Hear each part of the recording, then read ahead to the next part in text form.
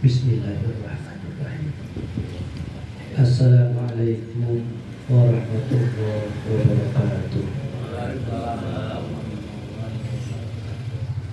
Ala niyati rusuli biridhanillahi ta'ala, dengan niat agar kita bersama mendapatkan keridhaan dari Allah Subhanahu wa ta'ala.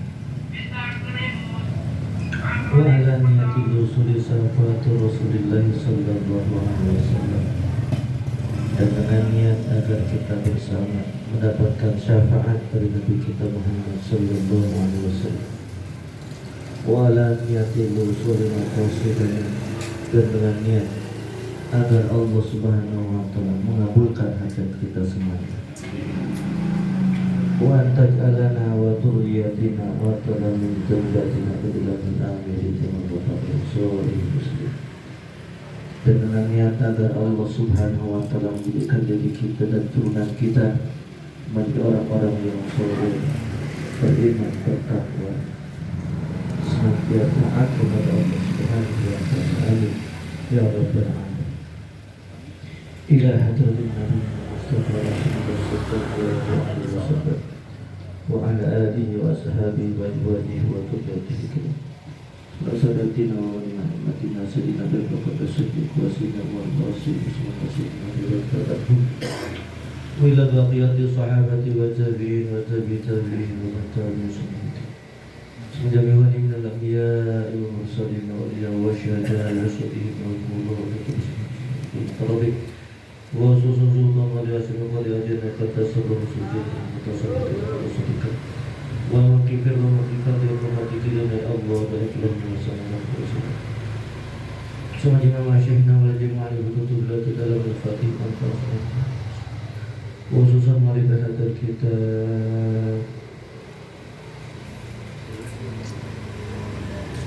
Asyik Muhammad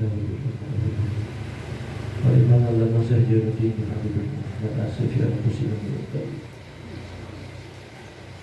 Nasallallahu wa barakatuh amalih berkelan masih bismillah baiklah hadirin wajidat menjadi mungkin dan menjadi muslimat wal mukminin dan mukminat syadiqah terlebih fi bariha wa min yaminya ila simariha wa jabqa bil qawli makan wa susan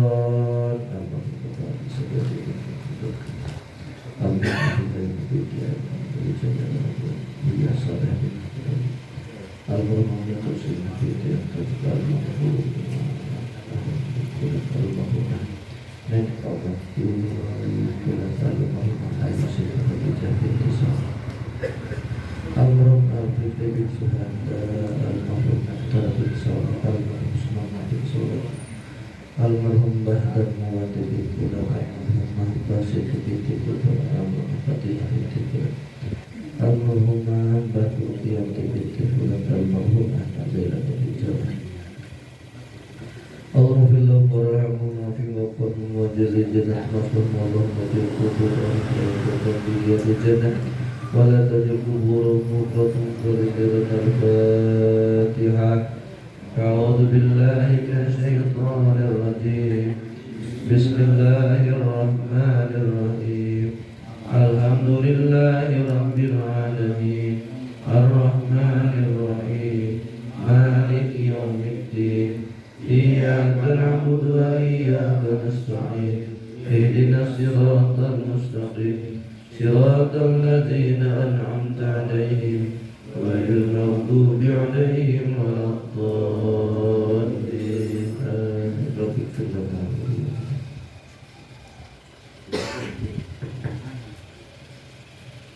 Bismillahirrahmanirrahim. Alhamdulillahilladzi tasafa bil kamalat.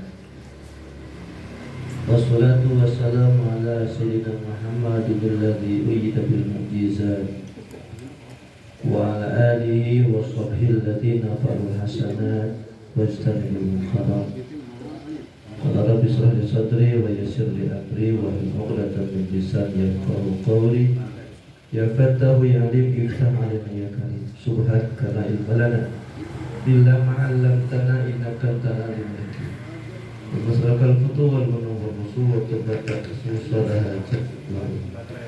Fayil hadrul ittaqullah haqqa tuqatih wa la tamutunna illa wa antum muslimun.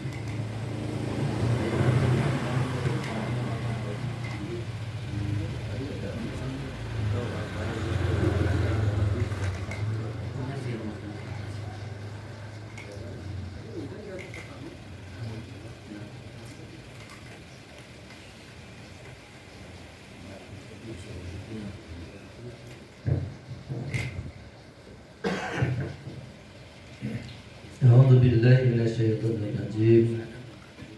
Bismillahirrahmanirrahim. Ya ayyuhalladzina amanu taqullaha haqqa tuqatih wa la tamutunna illa wa antum muslimun.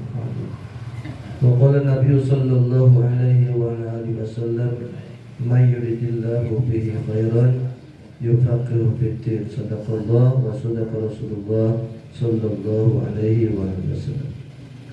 Yang sama-sama kita hormati Ketua Majelis Taklim Fatah Pakadian Mentaufiqul Hadi. Semoga beliau senantiasa diberikan kesehatan, kelancaran dan keberkahan. Amin.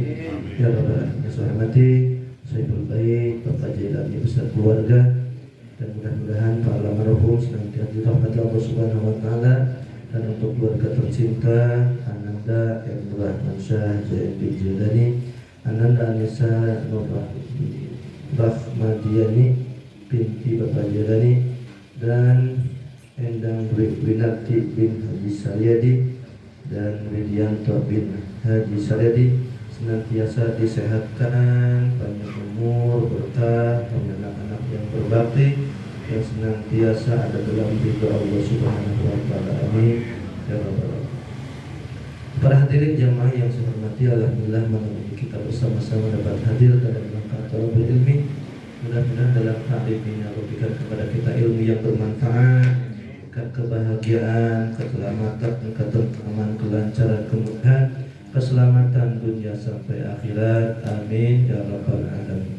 Salawat dan salam senantiasa tercurah terlimpah kepada hariban Nabi kita Muhammad sallallahu alaihi wasallam, juga kepada keluarga, sahabat dan pengikutnya, dan sampai kepada kita sebagai umatnya. Mudah-mudahan pada hari kiamat nanti kita bersama akan mendapatkan syafaat darinya. Amin ya rabbal alamin. Para hadirin jamaah yang saya hormati, mari kita lanjutkan taklim kita dengan pembacaan kitab Sulhul Iman. Ya, tadi sudah sampaikan tentang cabang-cabang iman. Cuma nomor berapa ya? Iya, lupa. Saya ini kalau udah melihat kitab melupa. Ya, kadang lihat dulu kitab nyontek kita, jadi tahu. Tinggal yang ke-14. Qala Nadim, pengarang kitab ini berkata, Wahbub nabiyaka sum'atim qadrahu wa qalbi bika ma yurabika.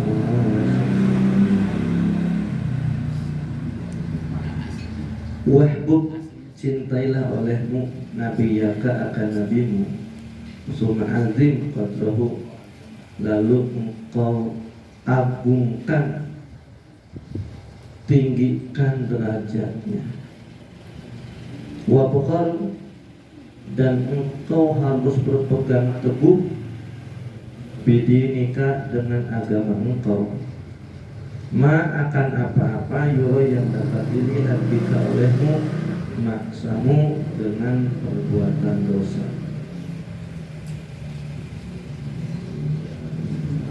Zakarun Nadim fi hadzal bait salah sasu'ab. Pengarang ini kitab menyampaikan dalam bait ini 3 macam cabang iman. Yang ke-14, cinta kepada Nabi. Yang ke-15, mengagungkan kadar derajat Nabi. Sudah disampaikan, tinggal sekarang yang ke-16. Wasubatu sadisata asarata, dan bermula cabang iman yang ke-16. Apa cabang iman yang ke-16? Al-bukhlu bidinil Islam. Bukhlu itu artinya secara harfiah koret, bakhil. Jadi bakhil itu tidak melepaskan. Ini kita punya uang, kalau dikasih berarti nggak bakhil. Kalau ada minta, enggak, bakhil nggak? Bakhil. Kalau harta harus dikasih. Nah, kalau agama jangan dilepas. Artinya berpegang teguh. Agama harus dipegang teguh, jangan dilepaskan. Allah berfirman, ya ayyuhalladzina amanu taqullaha haqqa tuqatih wa la tamutunna illa wa antum muslimun. Hai orang-orang yang beriman, bertakwalah kamu kepada Allah dan jangan kamu mati melainkan dalam keadaan Islam. Jadi agama ini, maaf, jangan sampai lepas dari hati kita. Apapun resikonya. Ada usul, ada furu, ada masalah tauhid, ada masalah fikih. Kalau Bang Supron dalam situasi darul harb itu tempat konflik, berperang dengan kafir. Kata orang kafir, ini ceritanya lagi puasa Ramadan, nih minum nih, di Bang Supron disuruh minum nih, kalau nggak minum kamu saya bunuh. Minum nggak? Minum. Bismillah dulu. Batal nggak? Nggak batal, karena dipaksa. Enak ya. Contoh. Itu kosong Pak Jailani isi lagi. Masih banyak, masih penuh. Kopi masih utuh, tinggal susu. Jangan Pak, yang minta susu mah tuh hadir. Kan bisa contoh lagi, Pak Ustadz, sekali lagi contoh. Lupa tadi sampai. Iya. Oh, dipaksa minum. Bang Supron, ya dipaksa minum. Nah itu kalau untuk urusan cabang, furu, masalah syariat, bukan, batal, nggak batal, karena terpaksa. Tapi kalau ancamannya sembah berhala, iya, itu mah nggak boleh.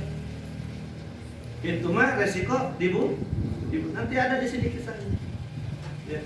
Jadi kalau untuk urusan fikih, ya untuk syariat, disuruh batal puasa, disuruh jangan sholat dulu, nggak apa-apa, sholat nanti bisa dikerjakan waktu yang lain. Tapi kalau untuk urusan akidah, keyakinan, itu nggak boleh main-main.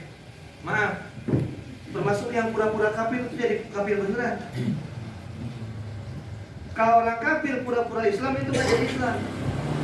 Tapi kalau orang Islam pura-pura kafir jadi kafir. Maaf ini mah. Kadang ada.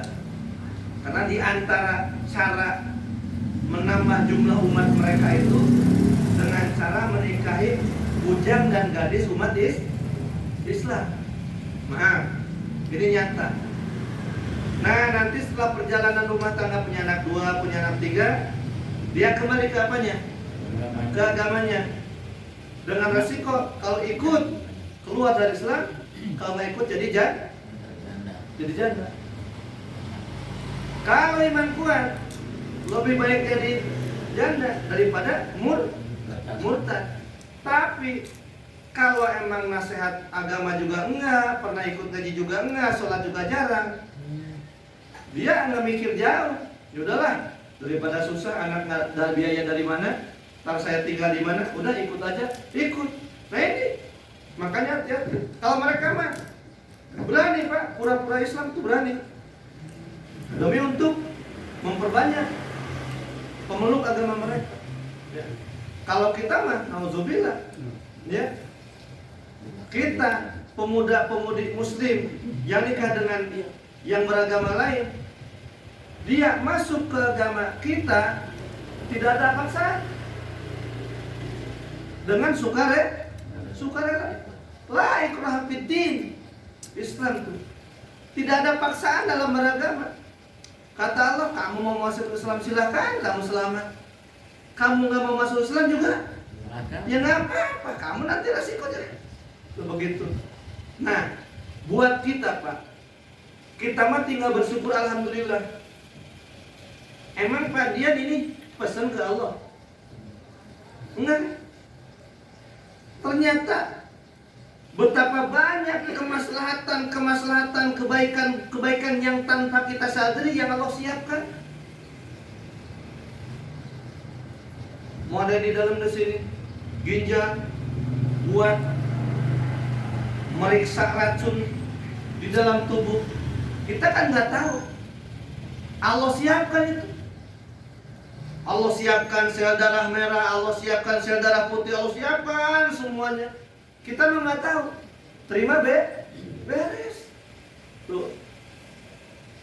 Udah dikasih semuanya, termasuk nikmat yang paling agung, nikmat yang paling istimewa. Di antara selain nikmat itu, ini nikmat yang paling besar apa? Nikmat iman. Kita percaya kepada Allah, kita percaya kepada Rasulullah Sallallahu Alaihi Wasallam. Disiplin dalam syariat ajarannya. Karena nggak semua orang sehat, berakal, dewasa dapat hidayah nikmat iman, enggak. Kebanyakannya mah,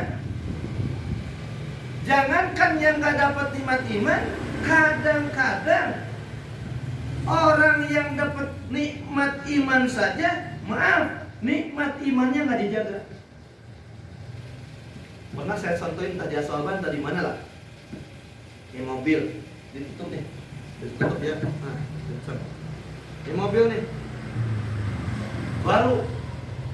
Kalau baru semuanya bagus, mesinnya bagus, radiatornya bagus, koplingnya bagus, remnya bagus, semuanya bagus. Awet dan tidaknya ini mobil tergantung perawatan, ya nggak? Kalau akinya nggak pernah, airnya nggak pernah diisi, radiatornya nggak pernah dikontrol, oli nggak pernah ganti, mobilnya nggak pernah dimandiin, nggak pernah dilap, udah bodinya kumel dekil, kucel, mesinnya mogok nggak kira-kira itu? Mogok, radiatornya kosong, bakar. Nah, jadi fasilitas yang ada di mobil baru ini supaya bertahan dalam bagusnya dirawat. Kalau dirawat, awet kuatnya. Tapi nggak dirawat langsung lemah. Itulah iman dalam hati kita. Iman yang ada dalam hati kita. Maaf Pak, iman kita bukan turunan. Wah sakitnya kakeknya Islam, bapaknya Islam, anaknya Islam. Nggak begitu. Kalau memang Islam turunan, anak Nabi Nuh kenapa kafir? Iya kan?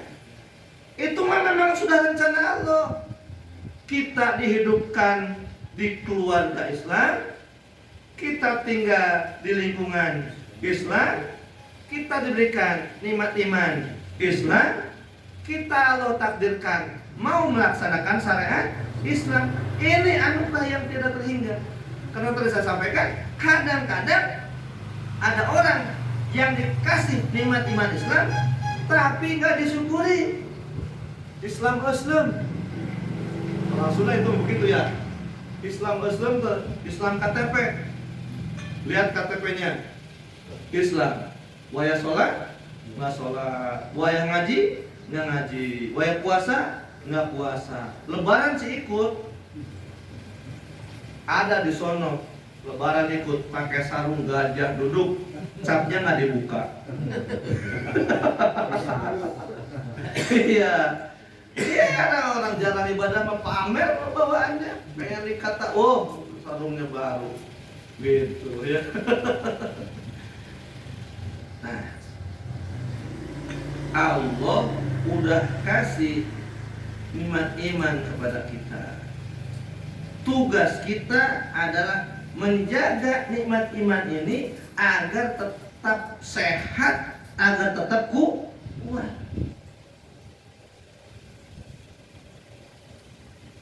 Imannya ada yang kuat, ada yang lemah, ada yang mati. Terlihat kadar iman kuat, sedang dan lemah atau mati itu ketika ada aturan Allah. Kalau sedang ngobrol-ngobrol di luar waktu ibadah mah, maaf, jangankan sesama Islam, dengan orang kafir dia nggak kelihatan. Islam, kafir, Islam, umpama 3 orang. Jam 10, boleh tuh mau ngerokok, mau ngobrol, ngarung itu. Tapi nanti pas jam 12 kurang 20 berkumandang apa? Azan. Nah, kurang satu lagi. Orang kafir nih, yang paling pendek, kafir pendek. Ya. Ini yang imannya mati nih. Yang imannya mati itu buka tutupnya. Yang penuh-penuh. Nanti tuh kurangin. Nah, setuju saya.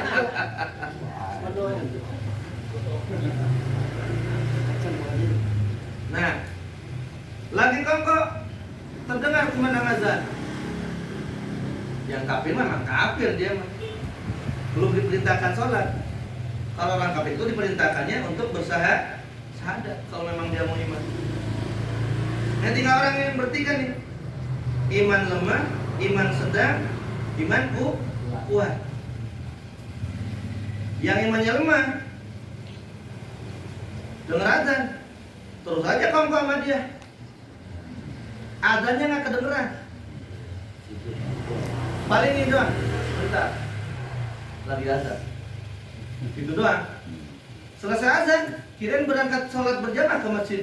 Enggak, terusin lagi kongkonya. Nah, imannya lemah. Imannya yang sedang. Ingat, pengen buru-buru sholat. Tapi ini urusan belum selesai. Diselesain dulu urusannya.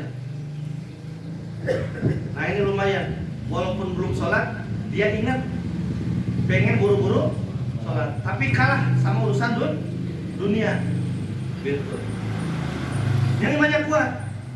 Allahu Akbar, Allahu Akbar. Allah yang maha besar. Yang lain kecil semuanya. Urusan bisnis kecil, dagang kecil, tani kecil, semuanya kecil. Yang besar siapa?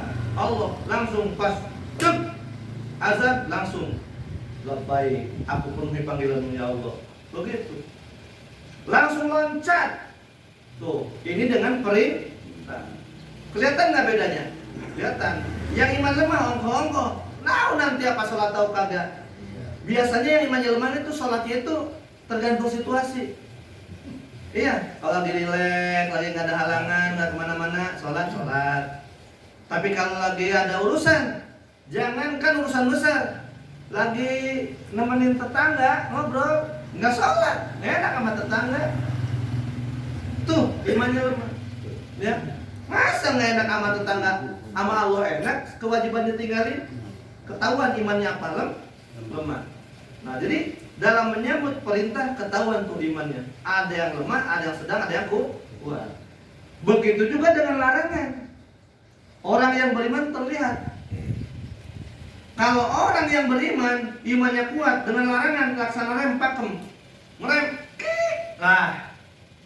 Mau nabrak nih. Kik. Tuh. Langsung sampai begini.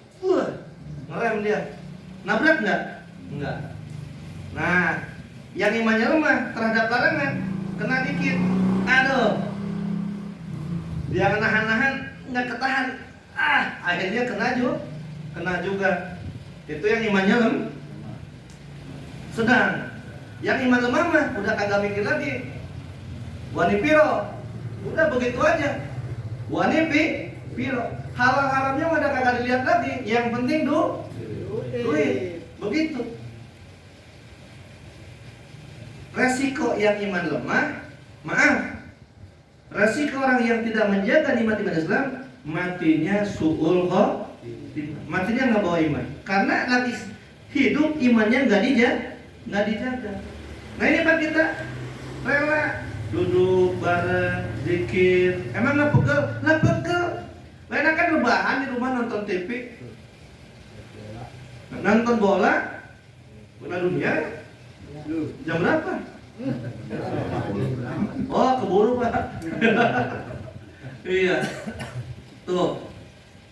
Tapi sebagaimana kita di dunia bekerja di perusahaan, ada hitungan gajinya enggak? Ada.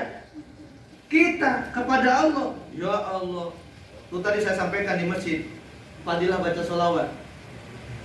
Yang dibalas 1 sholawat dibalas 10 itu sholawat yang lalai, sholawat yang gak hadir hati, sholawat yang nyanyi-nyanyi, sholawat yang pamer, sholawat yang gak ikhlas. Itu 1 dibalas 10, gak ikhlas dibalas. Bagaimana dengan sholawat yang hadir hati, khusyuk, hudu, ikhlas, penuh takliman kepada Rasulullah SAW? 1 sholawat, balasan pahalanya malaikat gak ada yang tahu. Saking banyaknya, Allah yang tahu. Pak, tetesan hujan ada malaikat yang itu. Daun yang rontok sealam dunia nih, ada malaikat yang itu. Ada hitungannya. Tapi balasan pahala yang gak hitung, contoh orang yang sabar dalam taat, ini sabar dalam taat, itu gak kehitung pahalanya. Sabar meninggalkan maksiat, itu gak kehitung pahalanya. Sabar dengan musibah, itu gak kehitung pahalanya. Ya. Dan yang gak kehitung lagi adalah pahala orang yang bersolawat kepada Nabi dengan khusyuk, dengan hadir hati, dengan penuh pengagungan kepada siapa? Kepada Rasulullah Sallallahu Alaihi Wasallam. Itu pahalanya nggak kehitung. Itu 1 salawat. Bagaimana kalau 2? Bagaimana kalau 10? Bagaimana kalau 100? Bagaimana kalau 1000? Pokoknya tiada teringat. Semakin banyak salawat kita, maka semakin tinggi derajat kita di sisi Rasulullah Sallallahu Alaihi Wasallam. Begitu. Nah, jadi kalau yang lemah iman, resikonya su'ul khotimah. Sebesar-besarnya penyebab orang su'ul khotimah adalah gara-gara dikasih nikmat iman tapi nggak dijaga. Gimana prakteknya, ilustrasinya orang yang nggak menjaga nikmat iman itu su'ul khotimah? Begini Pak, orang yang imannya lemah itu kan halal haram hantam Pak. Kalau yang iman kuat mah haram yang mundur, nggak mau. Betul. Kalau yang imannya lemah kan, yang haram terabas saja.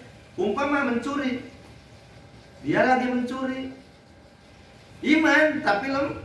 Dia mencuri, lagi mencuri, atau lagi zina, atau lagi apalah berbuat maksiat, atau lagi mabuk. Ketika sedang melaksanakan dosa itu dia mati. La yazni zanin fa huwa mu'min. Tidak berzina orang yang zina apabila dia iman. Wala syariku syarik fa huwa mu'min. Tidak mencuri orang yang mencuri apabila dia iman. Kalau dia iman enggak bakal mencuri. Kalau dia iman dia enggak bakal zina. Ketika mencuri imannya sedang enggak ada. Ketika dia sedang berzina imannya enggak ada. Ketika dia sedang mabuk imannya sedang enggak ada. Imannya sedang keluar. Ketika iman keluar, Israel datang, maka dia mati nggak bawa iman. Itu su'ul khotimah. Maka itu yang mengiang dalam pikiran dan rasa saya, yang membuat kendali. Alhamdulillah kita hidup ada di jalan yang lurus. Takut apes, takut sial. Kalau orang disayang mah suka begitu Pak. Coba aja Pak Dian, nggak pernah ke tempat karaoke. Kenapa dia? Pernah.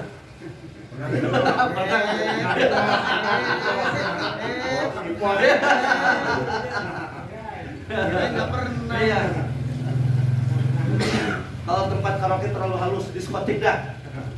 Ya. Kalau diskotik kan di samping pesan makanan minuman kadang itunya dipesan juga ya. Iya. Mengerikan sekali. Ya. Kalau yang orang borokok sekalian mah dia manteng-manteng aja, Pak. Orang dia mah kagak mikir. Ya. Minum ya minum, dia mah enjoy aja. Ya. Zina aja, enjoy aja, nikmat aja. Coba orang yang ada iman, Pak. Minum. Oh, itu Pak. Yang terpaksa bareng sama teman umpama nggak enak, aduh mau minum itu ingat di sini, ya Allah ini haram, ya Allah ini haram. Kadang ada kondisi seperti itu Pak dalam hidup. Iya, aduh, berat gitu, tapi terpaksa begitu. Bismillah dulu. Iya, iya. Jadi kalau ada imannya mah nggak mau Pak. Kalaupun pura-pura minum padahal mah cuma setetes, ntar dilepehin gitu. Ada iman. Tapi kalau nggak ada iman mah blok berkerat-kerat. Kadang-kadang begitu. Tapi kalau yang bersifat, walaupun hanya setetes, itu nanti ditegur oleh Allah tuh.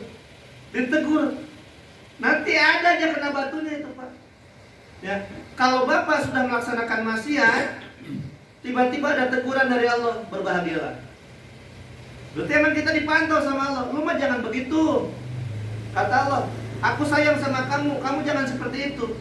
Jadi dijaga. Kalau Allah sayang kepada hambanya, maka Allah buat orang tersebut tidak dikuasai oleh hawa nafsunya. Jadi ketika orang mau berbuat maksiat itu selalu gagal. Nanti mau bunuh, mau saya bunuh, nggak jadi. Nanti saya mau zina sama orang itu, nggak jadi. Itu tanda orang disayang. Bukan orang yang baik yang ada kecenderungan untuk maksiat, tidak Pak. Orang mah dibisikin setan buat maksiat, ya nggak? Iya. Justru, nih contoh rokok. Saya nggak ngerokok Pak, nggak dapat pahala karena nggak ngerokok. Kenapa? Karena nggak ada keinginan buat ngerokok, nggak ada tantangan buat nggak ngerokok. Tapi perokok, mana perokok? Pak Kadir. Iya. Kalau beliau nggak ngerokok, asem, lebih dari ketek. Ya, nggak ngerokok itu perjuangan yang luar biasa berat. Gitu. Saya mah daripada ngerokok lebih baik nggak makan saya mah. Begitu yang ngerokok mah. Kadang-kadang begitu. Saya mah heran tukang ngerokok mah. Orang puasa azan bukannya minum makan ngerokok dia. Aneh kan? Iya orang ngerokok. Lah mending asapnya ditelan, lah dibuang lagi. Sampai berapa? Astagfirullah. Itulah rahasia Allah ya. Tapi enjoy nikmat. Udah buka Nikmat ya, udah buka ya. Udah ajan, nggak apa-apa. Ya nggak apa-apa, ya gimana ya? Belum ajan Ya, nggak boleh. namanya juga puasa bocor begitu. Pas bukanya pakai rokok. Nah, jadi kalau iman kuat dan lemah itu angka perintah dan larangan. Terlihatnya itu di perintah dan larangan. Gini Pak, perintah itu gas dalam kendaraan ya. Perintah itu gas, larangan itu rem, gitu. Datang perintah sholat, perintah ngaji, perintah puasa, perintah sedekah, perintah zakat, harusnya gas ya kan? Nah, yang imannya kuat, gasnya kenceng, cc-nya 4000 cc. Ngacil. Nah, ada ya. Ada perintah itu, digas nih, ngempos Pak. Gasnya ngempos. Rusak nggak? Rusak nggak? Rusak. Jadi kalau datang perintah sholat, nggak ngegas kita, berarti rusak. Halo? Udah subuh tuh, azan, Allah Akbar, kan lu sholat berjamaah tuh. Sholat subuhnya malam lagi jam 4. Malam sekarang mah subuhnya jam 4, lewat 4 menit. Ntar aja sholatnya jam 5, tidur lagi. Ngempos gak tuh? Ngempos, rusak gak? Rusak. Sekalinya ada larangan, harusnya direm, malah digas. ini setelannya salah ini, harus diservis nih, ya, harus saya servis, bahaya, ada yang rusak. Nah makanya kita kontrol, ya. Bagaimana posisi kita di sisi Allah? Lihat aja antara perintah dan larangan. Kalau dengan perintah kita nyentuh, dengan larangan kita ngerem, aman. Tapi dengan perintah ngempos, larangan lolos, nyelonong, nah hati-hati. Nauzubillah. Nah, tugas kita, kenapa kita menjaga sholat 5 waktu, menjaga kegiatan rutin umpama zikir, sholawat, taklim, agar menjaga kestabilan iman.